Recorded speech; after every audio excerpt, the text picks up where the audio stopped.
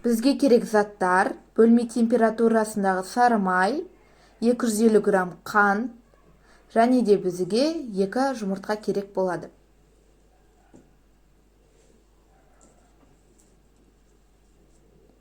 Ең алдымен біз ыдысымызға бөлме температурасындағы сары майды салып аламыз. Және де оны шанышқының көмегімен жақсылап езіп аламыз.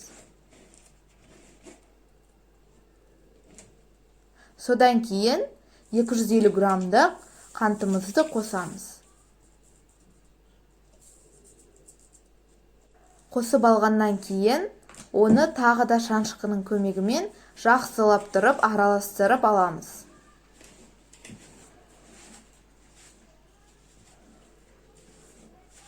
Барлығын жақсылап араластырып болғаннан кейін біз өзіміздің қалған 2 жұмыртқамызды аламыз.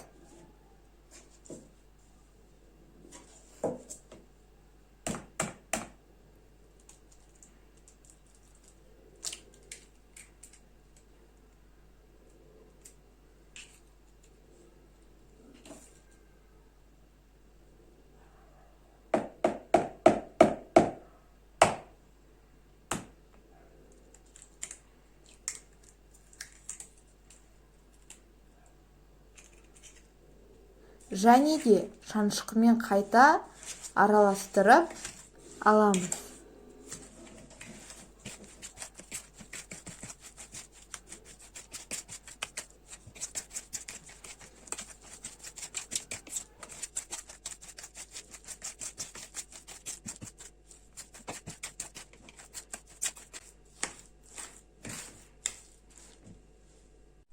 Барлығын жақсылап араластырғаннан кейін ұнға қопсытқышты қосамыз. Қопсытқыш ол бір кішкентай қасық болуы керек.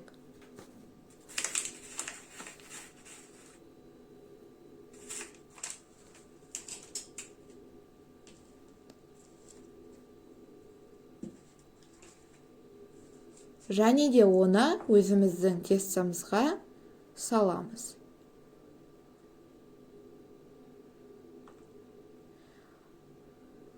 Ұнды жай-жайлеп салу керек.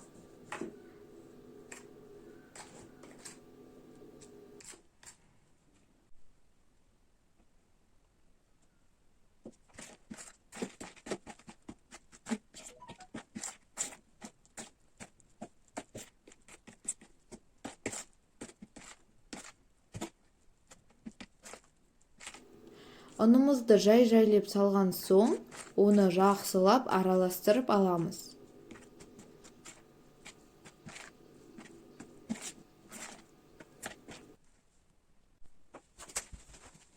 Пастаны қасықпен араластырып болғаннан кейін өзіміздің қолымызбен жақсылап тұрып илеп аламыз.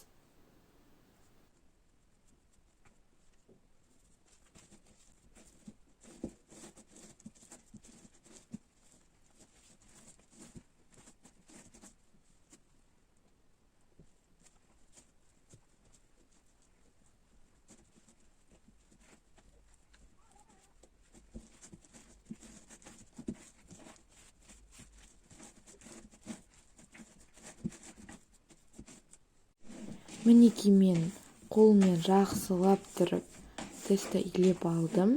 Өте күшті шықты. Енді біз салымын жасаймыз. Бізге салымына сүзбе, 200 грамм қант және де 1 жұмыртқа керек болады.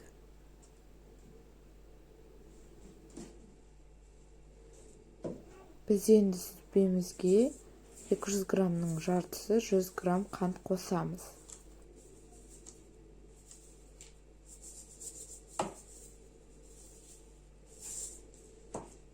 Сүзбе мен қантты қосқаннан кейін оны миксерлейміз.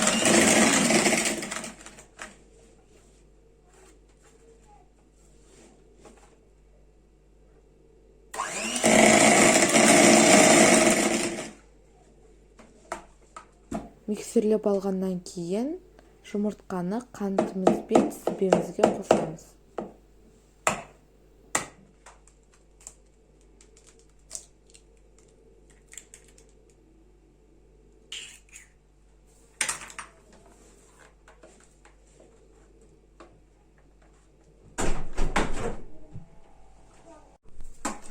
және де оны жақсы лақтырып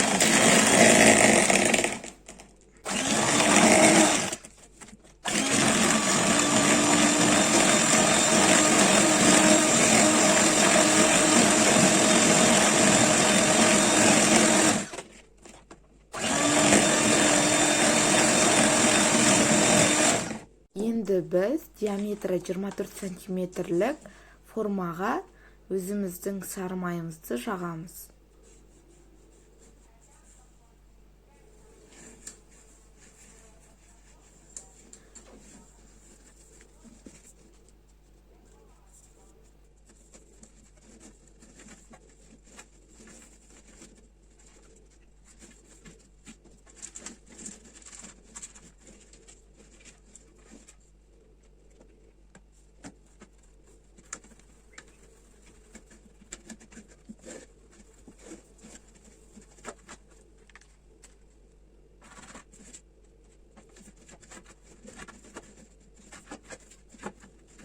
Мен диаметрі 24 сантиметрлік форманы жақсылап тұрып майлап алдым. Енді біз өзіміздің тестамызды ортасынан бөліп, сол форманың ортасына саламыз. Және де тегістейміз.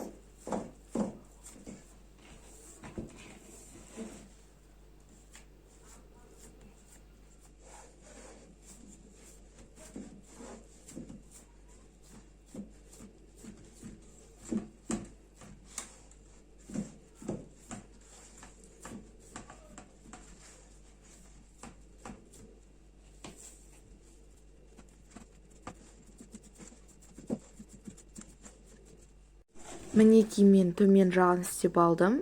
Енді жан жағына көшетін боламыз.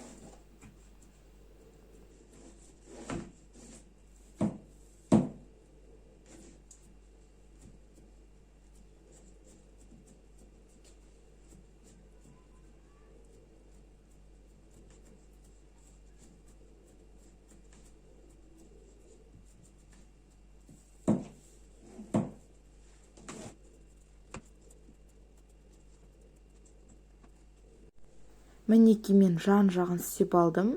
Енді шаншқының көмегімен жан жағын осылай видеодағыдай басып шығамыз.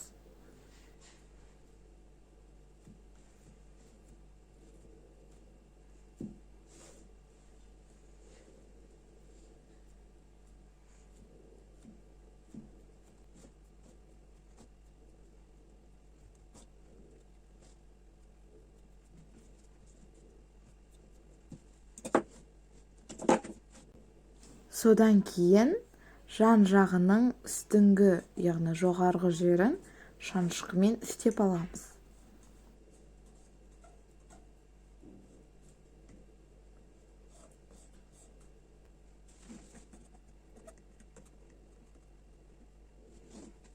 Мен барлығын істедім. Енді осы тестаны 15 минутқа тоңазытқышқа саламыз. Мен тоңазытқыштан тестаны алып, салымын салып қойдым. Енді 180 градуста 30-40 минуттай пісіріп аламыз. 180 градуста 40 минуттай пісіріп алдым. Егер сіздер піскен-піспегенін білмеген болсаңыздар, онда осындай таяқшалармен тексеріп алуларыңызға болады. Өте күшті рецепт. Егер осы видео сіздерге ұнайтын болса, оныма лайк басып, және де комментарий жазуды ұмытпаңыздар. Сау болыңыздар.